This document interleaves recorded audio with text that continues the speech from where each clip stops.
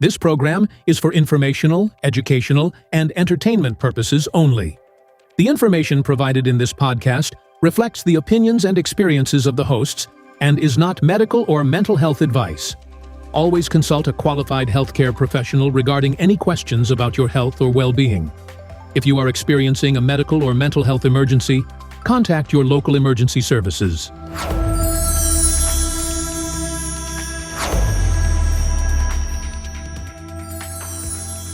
Welcome to the Adjusting Your Life podcast. This is season 2, episode 117, Why Happiness Feels Hard. This episode of the Adjusting Your Life podcast is brought to you by Ward Chiropractic.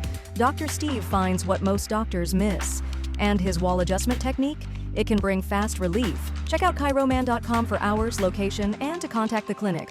That's chiroman, chiroman.com. Let's talk about what the happiness chase looks like.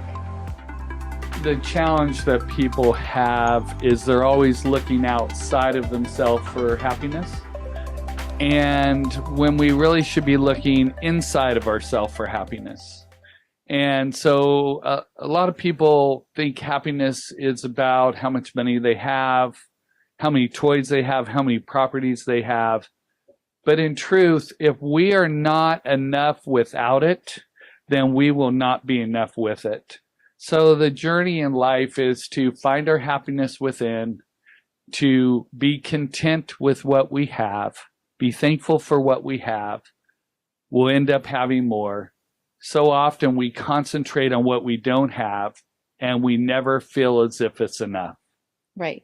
So I can speak from my own experience in terms of, I think when I was younger, thinking that happiness was outside of me and not something that was a part of me. So it would come where I would look for outside things, whether it was people or, just things to fill that void of looking for happiness. And so when I realized that it actually was something that I could have within me and not outside of me, it really changed things for me. And I think something I think we should talk about is the idea that like you make me happy, or when someone says, I want to make you happy, because I think that can be, a slippery slope for people to go down, because what that would mean is that person would then control the other person's happiness, or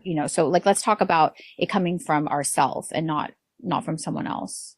Yes, I think it's so important that we start our day with strong embedded commands. And so as we've spoken about many times throughout our podcast, the importance of embedding love. Well, the same is true of happiness. So we should begin our day with, I choose to love ourselves. I might say, I choose to love the wonderful man I was created to be. I also say, I choose to be happy. I look at happiness that it's an inside out game. It's not an outside in.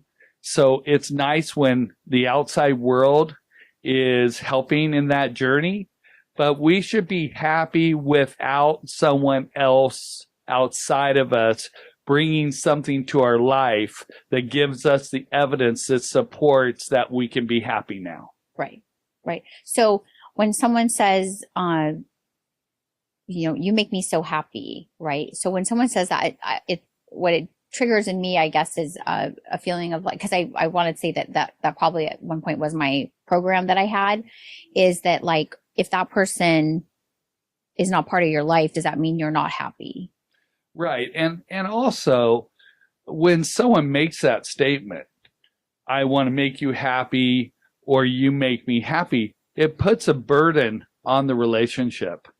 And so saying, well, either you will give me happiness and I will be happy, or if you withhold happiness from me, then I'm going to be unhappy. So we need to understand that we're in a point of power when we choose to discipline our mind and our thoughts, because everything's about discipline. So often I will give people awareness and they will get it. And you think they really got it. And then they come back and I say, hey, what are you going to do that's fun this weekend? And they'll say, oh, nothing. Right.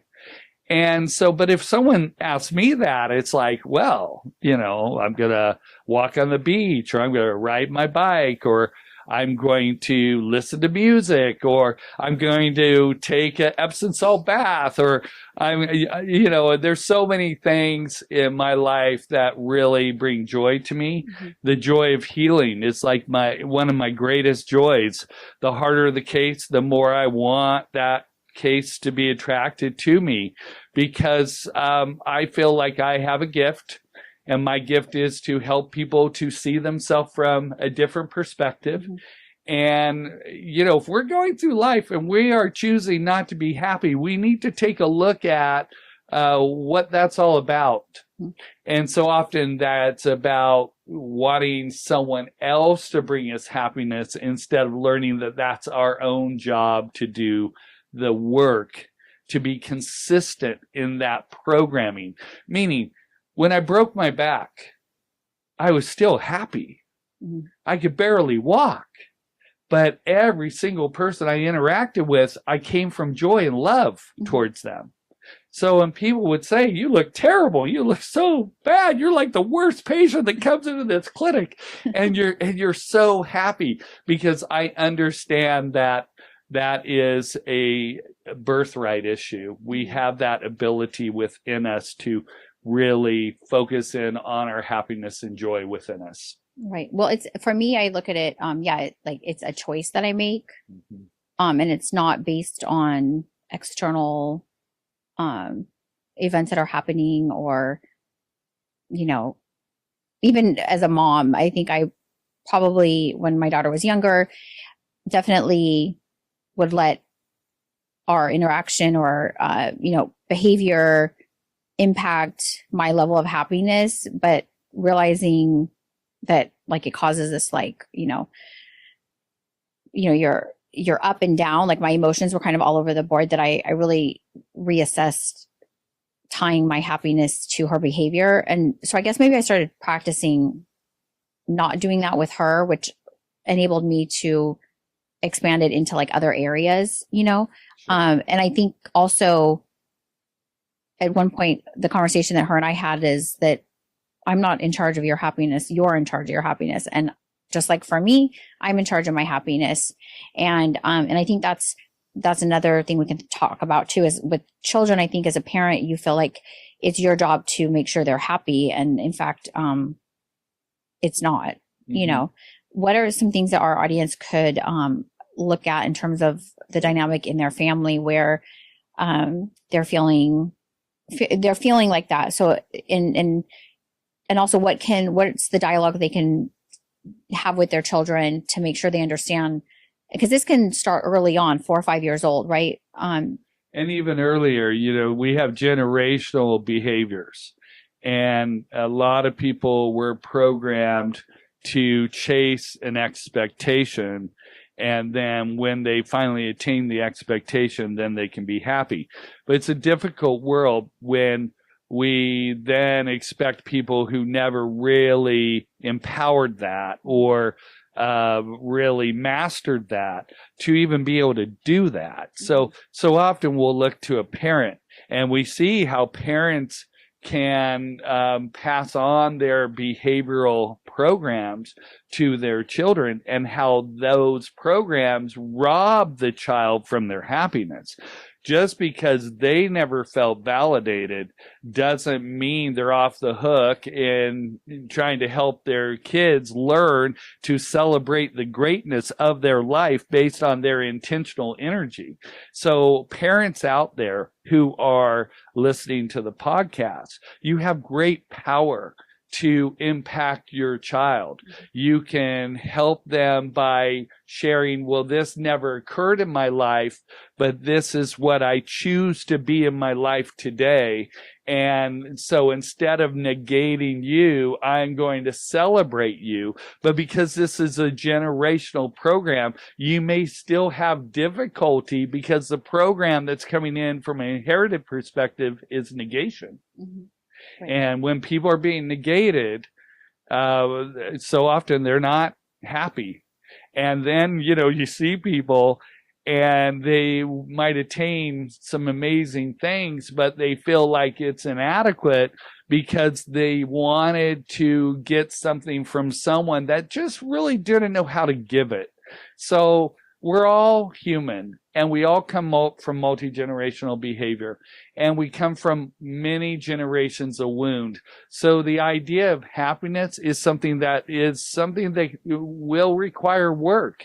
It's commitment. It's choosing words of high vibration. It's choosing to be joyful. Whether you're joyful or not, say you're joyful.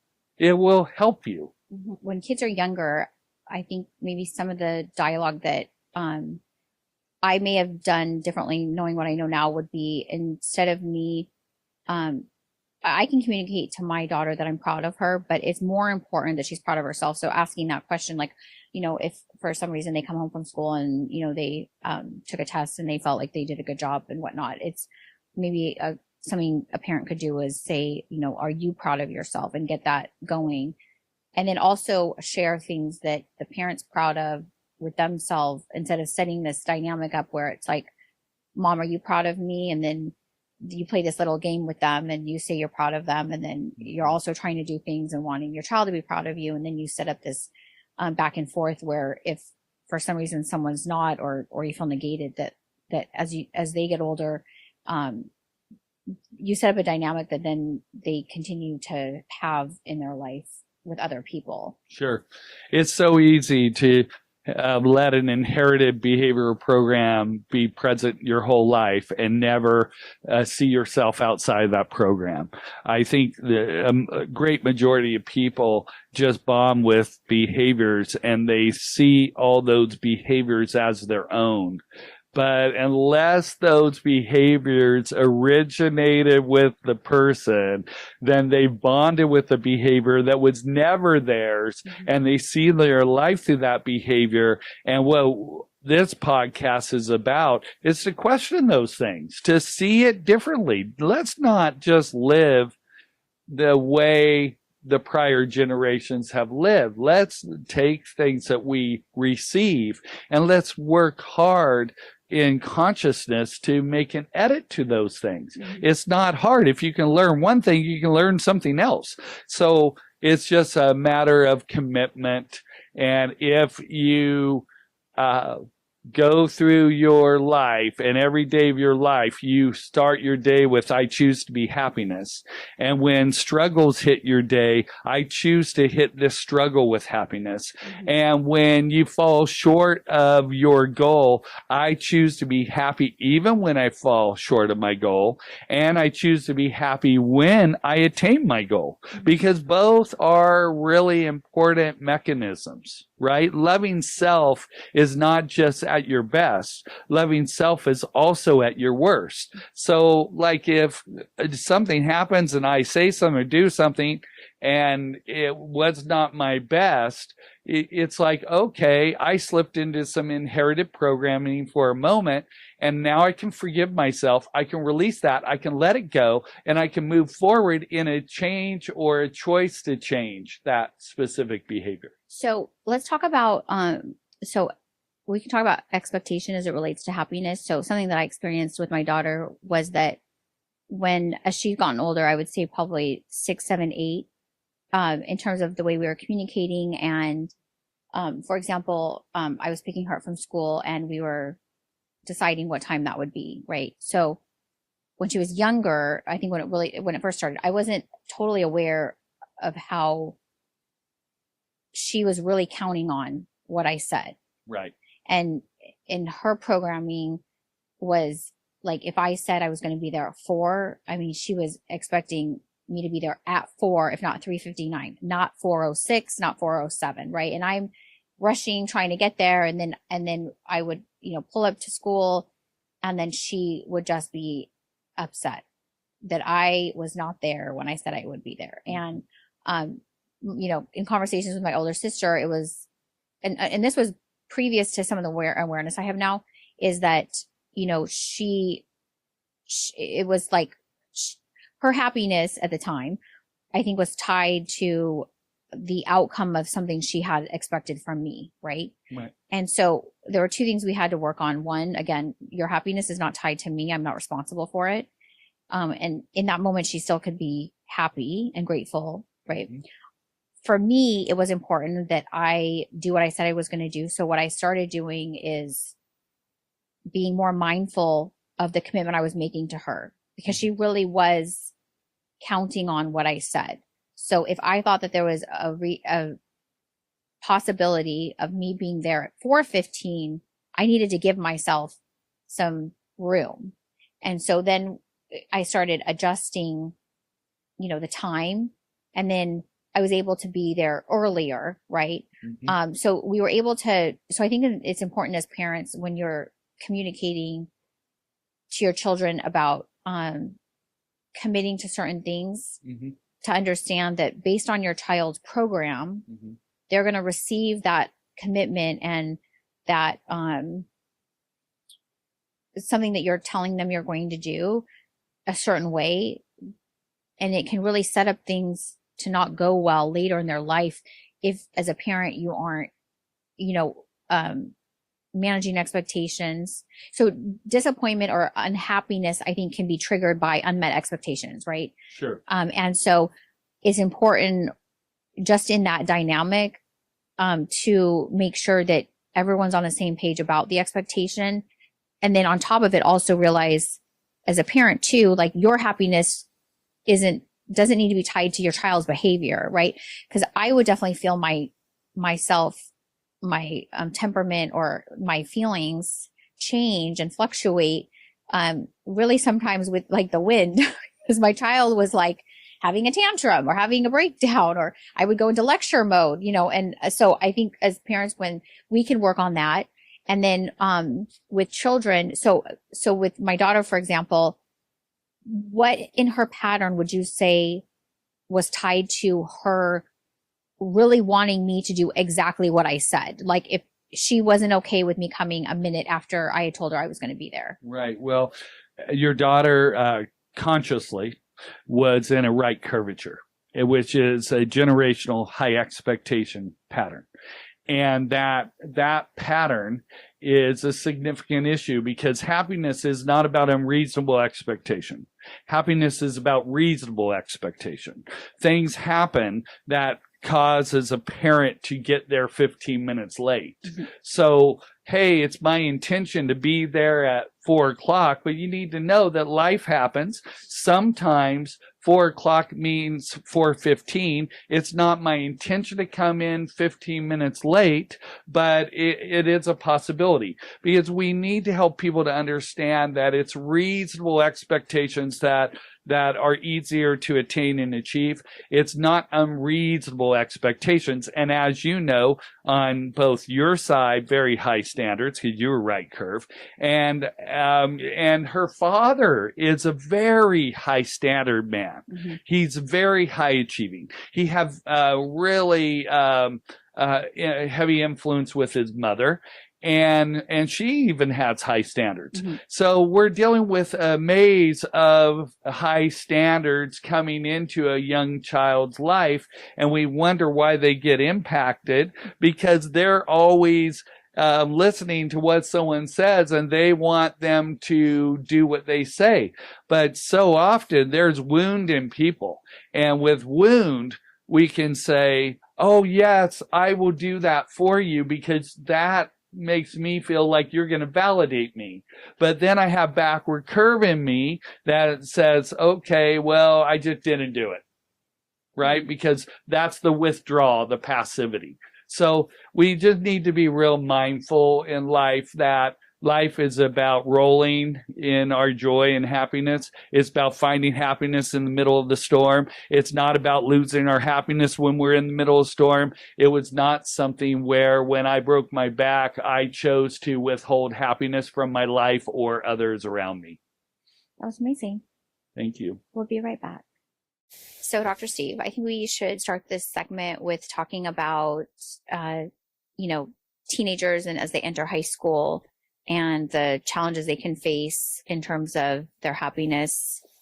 Just in my experience, and also obviously with my own daughter, just and her friends,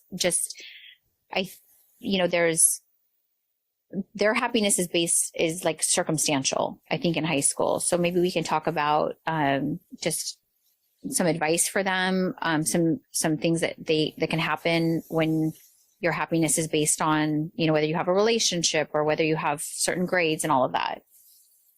Yes, it's a very difficult time being a young person, navigating from multi-generational behavior. And as we've spoken about in the podcast, how many people do not show up in their spinal analysis. And our job is really to help them evolve into who they were created to be. And so often when seeing young people, they come in with physical pain. When you look at what the underlying issue is, so often it may be that they're having success in an area of their life, and some of their peers are not having the same success. And so then jealousy comes into play, passive aggression comes into play, withholding from the person comes into play. And so it's just so important that we understand that helping kids to understand that, for instance, say your daughter, for instance, has a mother and father that's present. Well, what happens when she's being impacted by a person who has a father abandonment? And is that person projecting from their wound to her, right? So this is why happiness is more of an internal thing than an external thing, because when it's an external thing, then it's like, I'm enough when I'm enough for my friend. Well, say your daughter has excelled on her SAT test, and say someone else has fallen short. Well, they may come at her with a different perspective. It may try to negate what she's accomplished. This is why we're careful in life what we share with people. We share a little nugget. We see how someone deals with it. We see if they use it against you or if they're truly for you, right? But again, whether someone's for you or against you, it's really your job to find the joy inside of you. And as you evolve from being a young person to a teenager, from a teenager to a young adult, from a young adult to an adult, what you find is you're facing this experience consistently within your life. So as you grow in your early life with awareness and understanding, it's only going to help you as you evolve through your life. Mm-hmm. And so it's important to be mindful that people are wounded around you. And we get into this program where we want to be enough for the wounded. We don't want to be enough for the healthy. We want to be enough for the wounded. Of course. Right. So our fantasy is, I need this wounded person to give me what I need. And wounded people as a rule, they really don't know how to. So this is why this topic is very important. Mm-hmm. It starts with embedding it into consciousness, recognizing that we can look at our life and see all our great intentions, and every time we give our best intention to something and we learn to celebrate that, parents learn to celebrate their children, they learn to validate them, they share with them the difference. Oh, when I was a child and I did something, I was always told it wasn't enough, but I'm coming from a different space, and this new space for me in my life is sharing with you that when you give your best intention to something, it's important that you learn to celebrate and you learn to build on your greatness and learn to see that you were really given incredible gifts.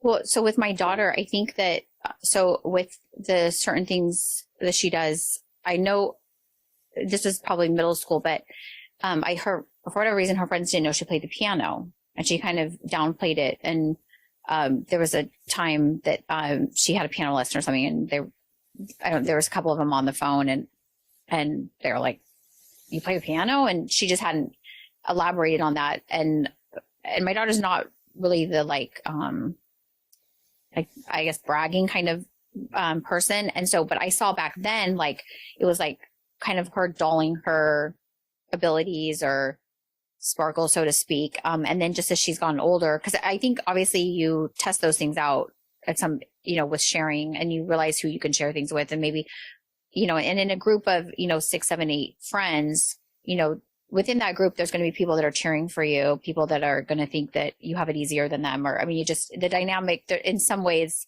is going to be there from all different types of programming. And so as she's gotten older, even with like her grades and what she's doing in school, and, her recently taking the ACT twice, she's taken it. And I find that I think hesitates in sharing her scoring because she is unsure of how her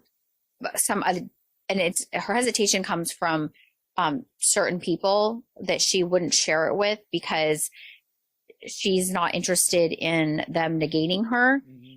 And so I think wounding her. Yeah. Because she runs from that because that's like fear for her. She doesn't want someone to take her accomplishment and project that she's inadequate. Right. So what would be like dialogue if, in the case that she risked and did share with someone her score, mm-hmm. and maybe they negate her? What's something that because I think we've talked more about like parents having this conversation, when you're critical of me, this gives me an opportunity to celebrate myself. And is there some dialogue that teenagers can start to use with their peers in that instance? Well, from a spiritual point of view, we're instructed to put on our spiritual armor. Before we get dressed, we put on our spiritual armor. So we help people to understand that we wear spiritual armor because the world around us is coming from generational wound and fear projection. Yes. So when people are critical, that's a fear that's inherited. When people feel inadequate, they set a real expectation. That's a fear that's inherited that impact our life. So it's really that point of putting on armor, being consciously aware that not everyone around us is healthy and not everyone around us is going to support us.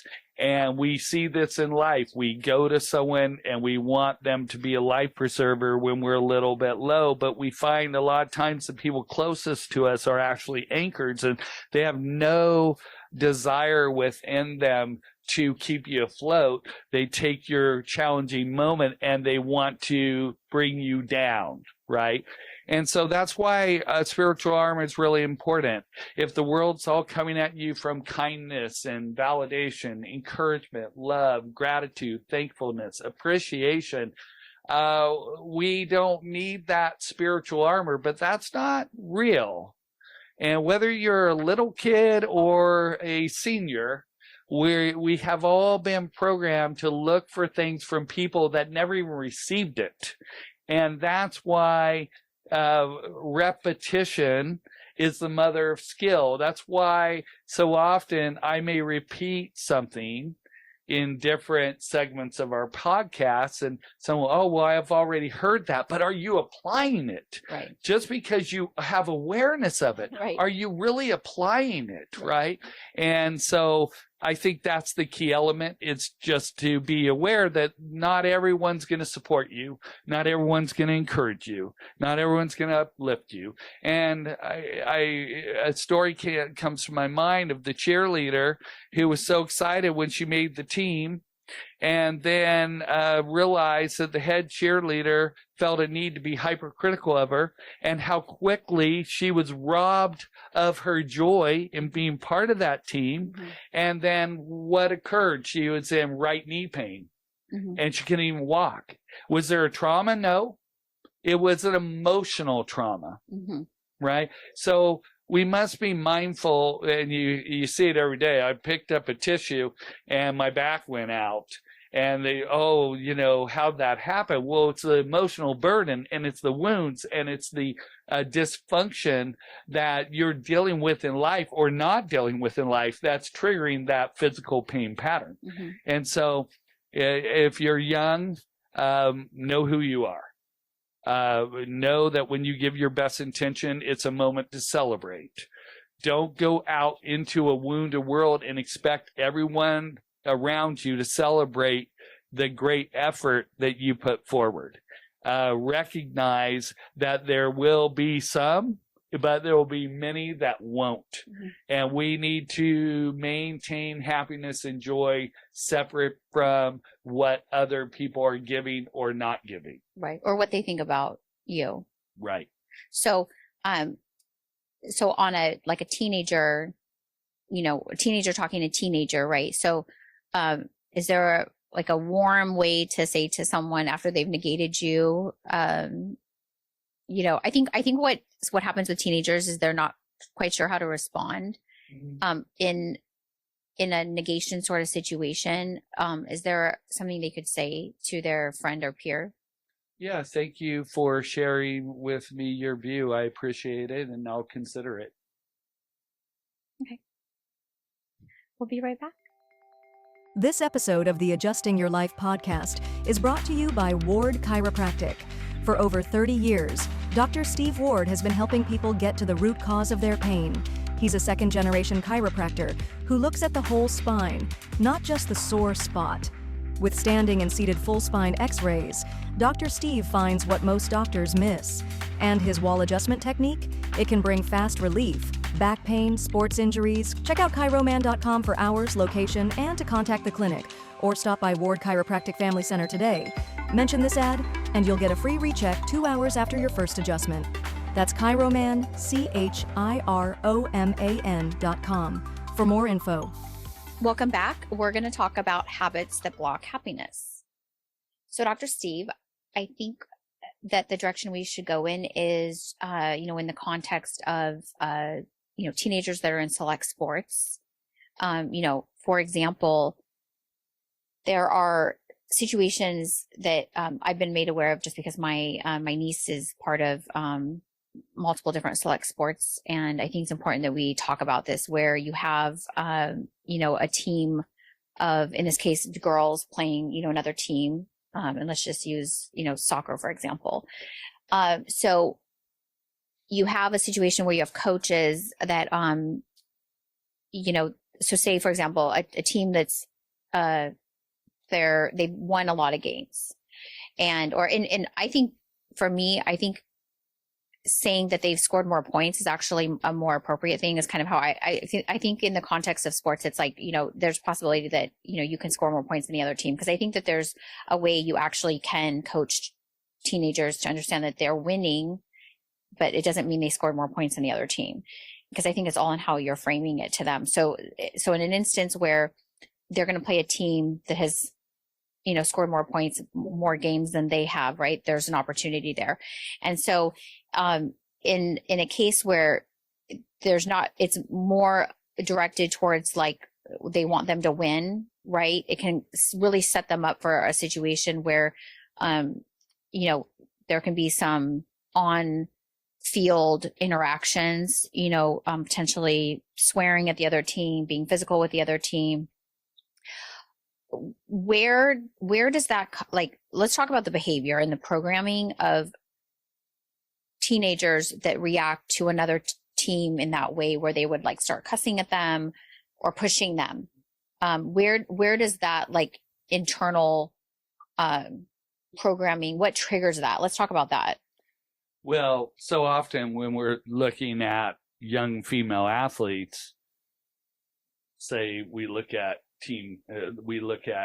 trainers, like that you go to the gym, what you commonly find, or what I've commonly found, is women that operate more in masculine. And so it's easier for them to be verbal than it is for them to be sensitive. And so when we look at those patterns in people, if a young lady is left and curved, then she needed father's approval. Maybe her father wanted a son and got a daughter, so she feels inadequate. She's not a male. And now she's coming from this masculine energy within herself. And then it's a natural process when a young lady's left and curved to be more verbal, because it's a logic pattern. Whereas a athlete, female athletes, that's more right and curve, they're more perfectionistic, but they're also more emotionally sensitive. They're less likely to be verbal. And so when we see that, it's just we have a bunch of wounded young ladies playing a sport, and their focus is to win or be better than the opposition. And they tie their value into their outcome instead of into their intention. Are they showing up every day? Are they giving their best to the sport they love every day? Are they coming from a love for the sport, or do they only love the outcome? Mm-hmm. Right? So it's so important to help people to get into the love of the game, mm-hmm. and not so much the outcome. Mm-hmm. And then when we realize that these are wounded young ladies and they're looking for outside validation and approval, and their program is winning, gives them the evidence that they're adequate. Mm-hmm. And, but you know, our growth is about loving ourselves even when we fall short. It's not just when we win. Mm-hmm. It's, are we having fun? Are we enjoying it? Because if there's no joy in it, mm-hmm. Why are we really doing it? Mm-hmm. Because our life is going to evolve beyond the game we play. And we need to help people understand their value separate from their outcome. Mm-hmm. So whether win or lose, they still have equal value. And they're still super important and should be acknowledged for the intention and the effort that they're given on the day-to-day basis. Right. So what would you say about, like, in a case like that where, you know, you're going to play a team where you know that they have, you know, they're undefeated, right? Okay. So my thought was, and I actually haven't been a coach in terms of, like in a sports context. I feel like I've had the experience of having, you know, whether my sisters or friends call and I've given them advice maybe, but as I've done the work that I've been doing, the thought that came to my mind was, if I was a coach in that case, I'd almost want to like set a reasonable expectation, right? That, you know, there's, possibility we're going to play this team today. We know that they're undefeated. There's a possibility that they score more points than us today, mm-hmm. and just prepare them in that way, right? And so we have a choice, right? Because the other part of it too is like, how do you up level a skill when you don't have when you're not playing, you know, these girls might be more skillful or more experienced, or they, you know, they may have different skills. So you have an opportunity to, in each of your positions, to learn more skill, mm-hmm. And maybe that's what we're shooting for in this game, is not the expectation that we're going to score more points, because mm-hmm. we may not. Mm-hmm. Do you think in that case that would have set the girls up for a different outcome? Well, one, they may have actually scored more points, mm-hmm. but in the case that they didn't score more points, they could have ended the game in a better sportsmanship position, mm-hmm. and have actually gained some information instead of becoming unhinged, mm-hmm. losing all self-regulation, mm-hmm. and really at the end having poor sportsmanship, mm-hmm. and falling apart emotionally. Yes. Well, I have been a coach. I coached 12-year-old basketball for boys. My best friend and I, he called me, he was the head coach and I was his assistant coach. He said, Doc, will you share in this experience with me? I said, sure. We went to the championship game. We played the undefeated team. And earlier on in the season, because we were the new coaches, so we picked last, we played that team and they just destroyed us. But in that game, it was interesting. The coaches only played their best players, and so many of the kids did not play. And then we brought that up. And then in the finals, our goal was as coaches is every kid gets to play. And it was such a great experience. And I tell this story because this kid, now he's like 6'5", but when he was getting the ball underneath the basket, he wasn't ever shooting the ball. And I had said to him, I said, well, I noticed that you're right under the basket, but you never shoot the ball. And he said, well, coach, I can't make the shot. I said, but do you love playing? He said, I love playing. I said, well, on this team, if you have a shot right under the basket and you don't take it, I'm going to take you out of the game because that's a good shot. And you may make a shot one day that helps your team win a game. And if you never take a shot, you're never going to make a shot. Right. And so it's really leadership from the top down because so many coaches will have, say it's a male playing whatever soccer, and maybe they have a male coach, but maybe that male coach had an absent father and a dominant mother, and maybe the dominant mother just consistently negated that child, and now that child has grown up and it's a coach, and what the coach is now doing is putting unreasonable expectations on the kids and doesn't really know how to validate the kids in the intention of what they're doing and giving. And so it's such a big issue because I look at leadership, and leadership is about someone at the top having the emotional quotient and the awareness to understand that what he's working with is young children that are really susceptible. They're injured. They didn't get all the things they needed. So they turn to their sport, and their sport is their evidence that supports who they are and what they are. And we need to help kids understand that it's the intention of what you give, not the outcome, that not every team's going to win. And when we even fall short, so back to my story, we lost by like 2 points, but we played the team that was blowing everyone out by 30 points. And every person on our team played. And after the fact, all the parents were like so emotional and so sad that the season was ending because they were showing up and watching the child they love play the game that they felt was so vital. But the truth of the matter is we move beyond the game we play. And if we lose, it's okay. Did we gain some stuff? Did we learn interpersonal skills? Did we learn when it was appropriate to have empathy? Which is a win. So there's so many ways to help young people and even, professionals. Right. Right? I mean, you got a professional basketball player. He can't make a free throw. What do? Right? You coach them to change their brain. So instead of them going to the line saying, I have to make this free throw, you go to the line, you say, I love shooting free throws. Right? You take the expectation out of it. Now you take the stress out of it. Now the person's able to shoot better free throws because their whole value system isn't tied to whether they make it or not.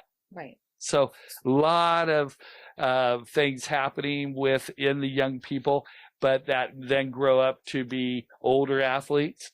And our job here is to help the young grow up in a way that allows them to see the greatness of their journey. And that's whether they fall short or get the championship. And we got trophies too. And it was pretty exciting. And the family was happy. The kids loved it. And then years later, the kid comes up, stops me in the street. Hey, coach, I was the kid you taught to take the shot. And it changed my life because he took the shot that he made the shot to put us into the final game. Right. Let's talk about parents during games. I haven't had necessarily that interaction with, parents screaming on the sidelines for, or becoming unhinged or kicking things or throwing things or, just what is that? Why that just blows my mind, that the intensity at which parents are, and screaming things at either the other team, or I mean, where does officials or where does that, what is the program that's indicative of? Well, they're being triggered into feeling inadequate on some level, right? So they see something that occurs, it triggers in them their feeling of inadequacy. Once the feeling of inadequacy is triggered in a parent, they react emotionally. When we see people reacting emotionally, they cannot stop. It's just such a wild thing. And so it just shows how often our parents have low emotional intelligence. Mm-hmm. They are not aware of their words and their reactions. They have chosen not to master regulation of emotion. Mm-hmm. They choose to react in the moment rather than respond. Mm-hmm. They are not necessarily motivated to shift that pattern inside of them. Mm-hmm. And that pattern is not just about the sports. It's about their life and how they get unhinged in their life. Someone cuts them off and they want to, get in a fight. So it all comes back to how intelligent is a person emotionally. And when I work with a lot of people, you see a lot of people have no awareness of emotional intelligence. They've never worked one day towards strengthening their emotional intelligence. And then we look to a parent as if they know the difference, when you know the difference if someone has given you a different view. But if you're just bonding with the parent who reacted in rage, and now you need an event to trigger your reaction of rage, then all that means is the parent's asleep in a multi-generational wounded pattern of reaction based on feeling of inadequacy. Right. That was a lot. Yeah. Because I think it can be in the sports arena, or it could be obviously in the workplace. It's just, so I always thought this, it's like, you have children, they eventually are going to be 18 and 25 and 35, and the age is going to continue regardless, like that is going to happen. Right. So as a parent, what you do during those periods of time is really important, because instrumental, because children become coaches, become teachers, become presidents of companies. And just because someone has a title of a president of a company doesn't actually mean that they have emotional intelligence. In fact, most of the time I would say that they probably don't. Right. And so that's why I think this podcast is so important, because it's bringing an element of education to really everyone at whatever stage they're in their life. Yes. And I'm really excited for that. So. Yes. It's applying strategies that work consistently over time. Mm-hmm. And when we learn to respond, not react, it's a great gift. When I was a kid and someone would make fun of how I spoke because I have the 50 speech impediments, I wanted to fight them. And as I realized that was just me being angry inside of me because I was not like the other kids and I was having a struggle. And when someone pointed out the struggle, I wanted to react. Mm-hmm. And learning and growing and evolving is what we all have the capability to do within ourselves. And it starts with awareness. Thank you for joining us on today's episode. For more information and to view our show notes, please visit us at adjustingyourlifepodcast.com. If you'd like to support the show, please subscribe to Patreon, where you will receive early access, longer episodes, and our bonus segment. We appreciate you tuning in, and we'll see you next time. This is a broadcast of the Adjusting Your Life podcast, produced by Adjusted Life Media. All information contained in this episode and all other content provided on this channel is for informational and entertainment purposes only. This content is not a substitute for professional medical advice, diagnosis, or treatment. If you or someone you know is experiencing a medical emergency, please contact your local emergency services. Dr. Stephen M. Ward, D.C., is a board-certified doctor of chiropractic medicine. licensed in the state of California, County of Los Angeles. The Adjusting Your Life podcast is written and produced by executive producer Jamie Knapp and co-produced by Kennedi Hall and Dr. Stephen Ward as Dr. Steve. For more information or to connect with us, visit adjustingyourlifepodcast.com.